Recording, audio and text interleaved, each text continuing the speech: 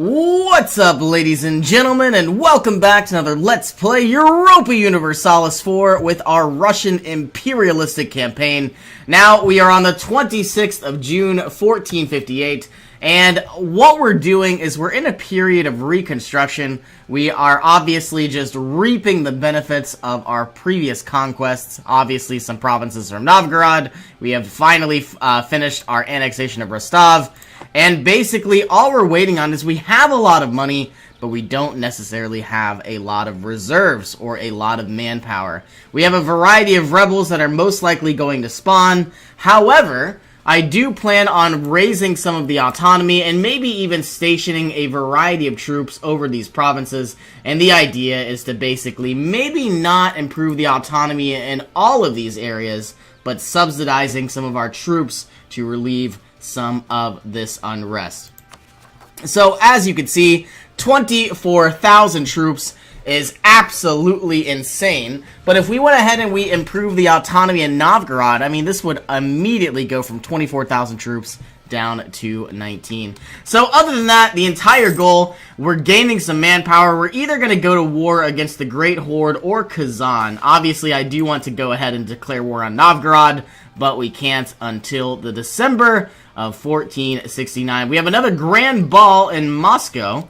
We can arrange the ball and gain some prestige, or we could not arrange the ball and lose some prestige. So the reason why we want prestige is basically it's going to it's kind of a modifier that slowly improves or slowly decays over time. But if you have more prestige, the most important thing from prestige is the morale of armies, but it also does a variety of other things like aggressive expansion reduction, and it also has mercenary cost reductions as well. So let's go ahead, and it's a small price to pay for 10 prestige. I absolutely will. And if you remember, we do have an actual quest, or excuse me, not a quest, we have a mission to get to 50 prestige, which would give us 100 administrative power. Let's see if I can find that. Improve our prestige, have a prestige of 50, and gain 100. Okay, so like I was saying, we've got a lot of manpower. However, we also have a lot of vassals as well. And I think one of my biggest priorities is I want to go ahead and begin fabricating on Kazan. I'm going to build up our spy network, and it would be kind of fun to basically kick Kazan while they're down. They are allied with, I believe, Crimea, which has already been beaten into a pulp. And we have Uzbek, which is a province or a massive country way over here, and the Timurids, which are actually quite daunting and very scary as well. But we're going to do everything in our power to avoid them if possible. We have some rebel uprisings in Novgorod. Let's go ahead and boost our army maintenance all the way to the top. And like I said before, I'm going to throw down some troops on Novgorod itself, which is actually the city of Novgorod. Try to remove this unrest. And then all of you guys will probably go to this area. And you can go to Neva. Now, I don't know if this is going to dissipate completely, but we're certainly going to try. 3.1. Oh, okay. Probably going down from about 24,000 troops all the way down to 18. Not great, but could be a little bit better. And I could obviously just improve some autonomy in some of these areas. But I think we're going to wait until it gets to 90 just in case.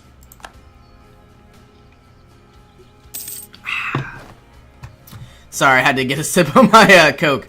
One or more of your subjects have high liberty desire. Pskov is a little upset. And why is that? Because all of my vassals... it's because my ruler's malevolent. I need to absolutely get my king killed. Despite us actually making our leader, our king into a leader... we actually never put him onto a, leading an army. So basically what happens if you have a leader, there is a certain chance that this leader will die. And that chance is significantly, man, I just can't speak today. That chance is significantly improved if that leader is actually leading an army. So it's kind of twofold. And all we're going to do is try to remove these separatists, not necessarily through warfare, but potentially through... looks like Vichy is having a little bit of an issue, once again. Not necessarily through warfare, but potentially through a reduction in taxation. And I absolutely want to get rid of this king, Part of me thinks I should just take the prestige hit, but then I would lose my goal. I could obviously just abdicate the throne. Don't think I want to necessarily do that, but we're missing out on so much diplomatic power and free military power. Okay, Novgorodian separatists are basically pretty high. Let's send these troops there. Let's find the autonomy, improve it here, here. And we can probably wipe out the rest.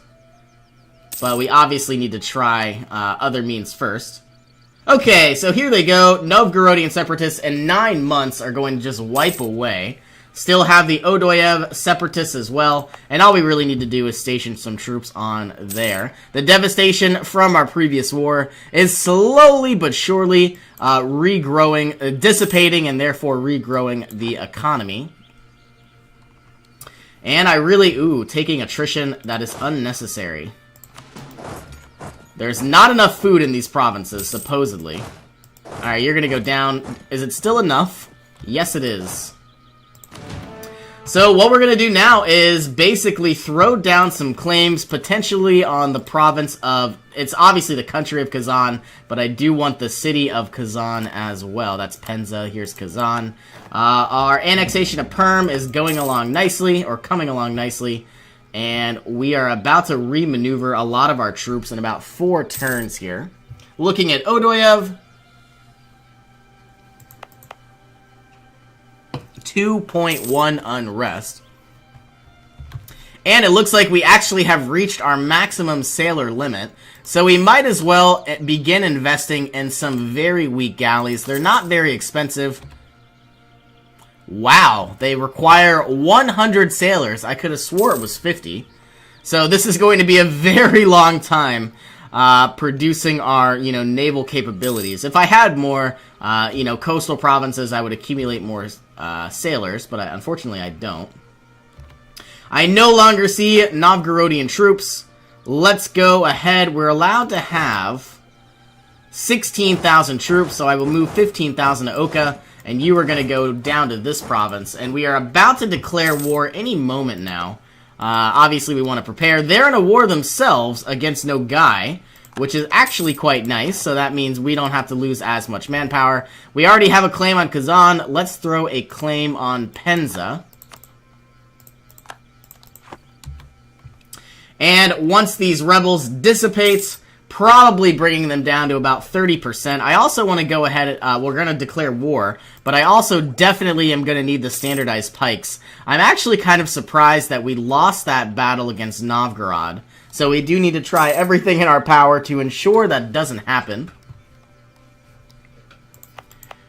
Okay, down to 20%, now down to 10%. All of our troops are making their way over. And we are about to declare our war. I have the ability to build a variety of churches. I could also build some marketplaces to improve trade, but I think we're going to sit on our money for now, because the last thing that I want to have happen is to, wars are expensive, and I'm going to be losing a lot of income here. One thing that we did not do was unmothball our forts, and we can recall this diplomat. And we are going to try to go after... Kazan here has a castle, so let us try to go for the war goal of Penza. Everybody is making their way over. Our diplomat is free. Declare war. We have reconquest Casus Bellis from Perm. Let us try to take Penza, though. Timurids and Uzbek going to join in. I don't think that's going to be a problem. And it looks like one of our generals died. And we now have 0 of 3 leaders. We should probably produce some leaders. Oh, these are garbage. Absolute garbage. But they need to happen. Oh, my God. But, obviously, so that was bad because we didn't have any leaders leading our troops. But, not having... So it's going to prolong our ability to invest in our new military technology, which was the standardized pikes that we wanted. We're about to be attacked by the Timurids, which I really am skeptical about. I don't know if I like that. We have more troops than they do. Let's try to do something like this. I hope we can arrive on time. Alright, we're taking out the Timurids. We have more morale than they do. I would like to hire a commandant if I have the ability to. It's going to be expensive, but I think I need him to win this war.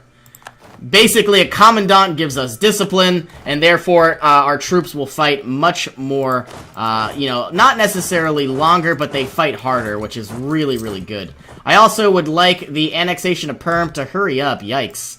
We're about to attack here. Everybody is moving on in. This isn't necessarily the fight I want to be a part of. If we need to back off, we certainly can. Yep, this looks like it is absolutely devastating. Well, do we have... the enemy has a lot more troops than we do. So we could go ahead and hire some mercenaries. I didn't think the Timurids would be able to walk all the way through Nogai. But I guess because Kazan is in a war with Nogai, they actually have land access. So that is a little unfortunate, but I think... you know, it is what it is.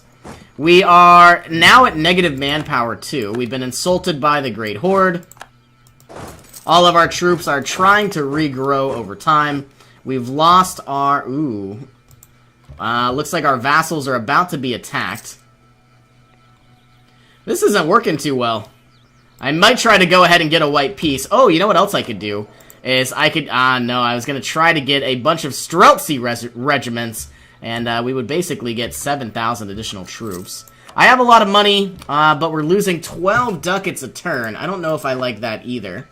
But all we really need to do is... They have more troops than we do, so it's going to be pretty tough, and we're running out of manpower. All we really need to do is just camp on top of these provinces. I would really like some military power. Is it possible to ask for not only raise additional levies... Let's call for a diet.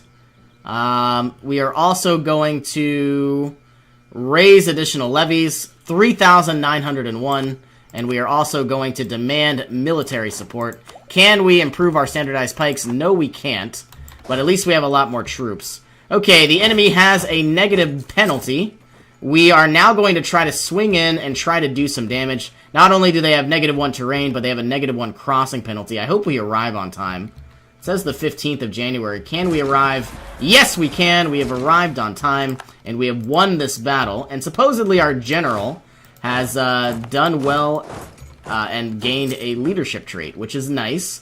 So we have the ticking war score. I really just want the Timurids to leave, but unfortunately I don't know if we can win this fight. Not without any aid.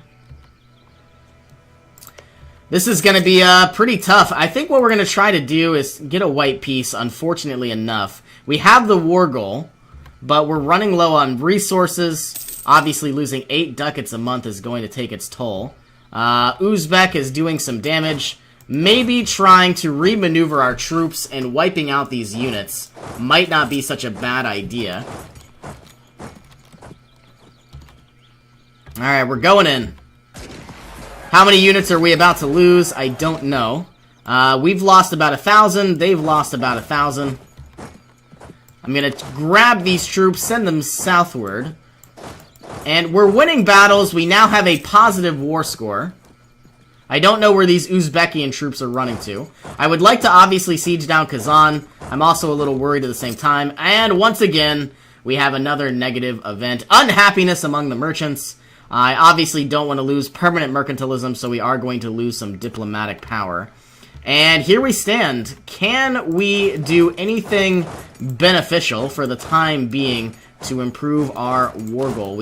War score. We probably can, but it looks like there's obviously some fighting in the east between our vassals and some of the enemy troops. We have the war goal, so my entire goal is to try to get the Timurids to leave. I don't know if that's going to be, you know, possible.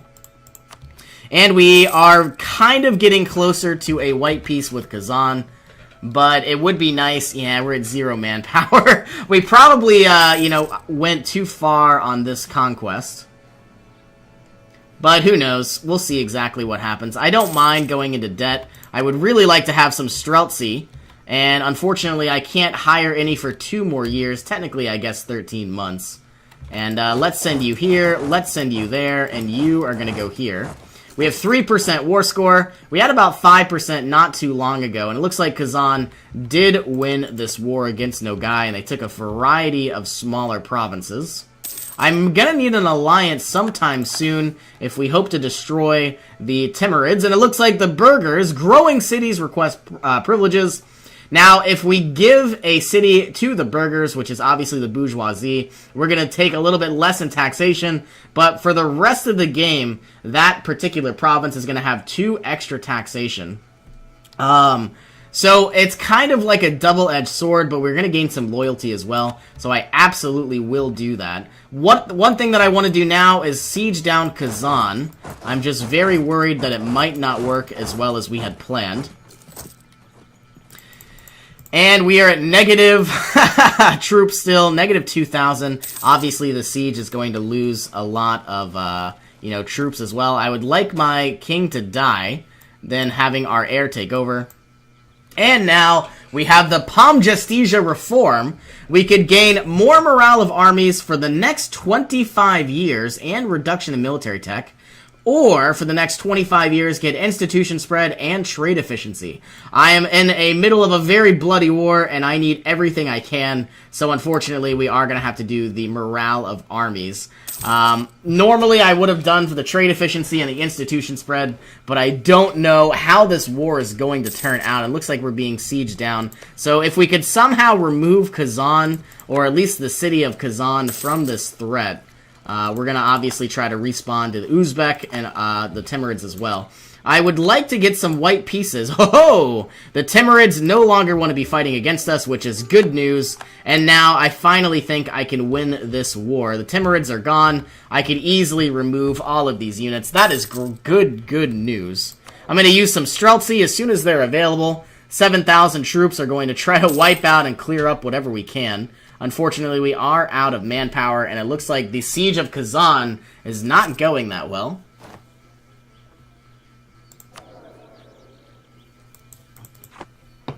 And because we are basically, our armies are weak, at least at this moment. Yikes, I see 14,000 troops here.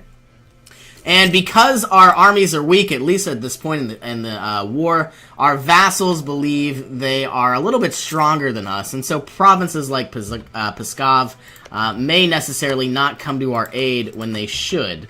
So I'm going to try to improve relations, see exactly what happens. Looks like our vassals are going to do a little bit of damage against Uzbek and get annihilated. But Kazan is being sieged down. We're still losing a lot of manpower, which makes me very, very sad. I see the Great Horde still has some rebel factions. And it would be really phenomenal if I could obviously, annex all of Kazan in one go. Unfortunately, I don't think that's going to be possible. Alright, let's recall you from Pskov, because I am going to need to take a glance at my diplomats. I would hope that right now Kazan would be fairly weak. I don't think they are. Let's raise our Streltsy. We're only... Ooh, they just happen to have spawned in our capital, which is obviously where they should have spawned. I thought we would have a little bit of room to grow.